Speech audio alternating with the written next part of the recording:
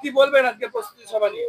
দেখুন, আজকে যে প্রস্তুতি সভা হলো, এই যে দুর্যোগ দিনের মধ্যে অনেকে আসতে পারেনি এবং আসার চেষ্টা করেছিল, কিন্তু যারা তৃণমূল প্রেমী অ্যাকচুয়ালি তারা সবাই এসছে, কেউ বাধা নেই, সবাই অ্যাকচুয়ালি এসছে। আর 21শে জুলাইকে যে আমাদের প্রোগ্রামটা আছে শহীদ স্মরণ, সেই শহীদ স্মরণকে কেন্দ্র করে আজকের আমাদের এই কর্মসূচি।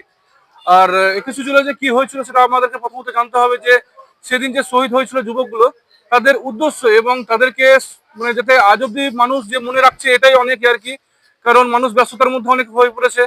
তো এই 21শে জুলাইকে আমাদেরকে যে করে হোক আমাদেরকে মানে মমতা ব্যানার্জির হাতকে শক্ত করতে হবে। সেই কারণে আমাদের আজকে এই প্রস্তুতি সভা আমরা করছি আর কি। 21শে জুলাই দিন যুবক বিন্দুদের ফল কেমন দেখা যাবে বলে মনে করছেন? সেটা কোনো মানে কাউন্ট করা খুব মুশকিল, যে কত যুবক যাবে কি মানে। সাগরদ্বীপ, যদি সাগরদ্বীপ কথা বলা যায়, মোটামুটি আপনার 10,000 তো যুবক যাবে শুধু শুধু সাগরদিঘি থেকে।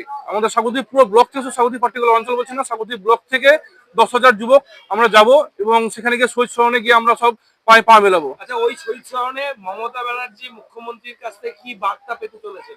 দেখুন, মমতা ব্যানার্জি আমাদের যে সিএম, উনি যে কাজ আমাদের জন্য করে চলেছেন এত মানে ইতিমধ্যে যেসব প্রকল্পগুলো করেছেন, তার মধ্যেও কিছু কিছু যেগুলো বাকি আছে সেগুলো হয়তো তিনি সেদিন অ্যানাউন্স করবেন স্টেজে উঠে, যে কি কি প্রকল্প বাকি রয়েছে।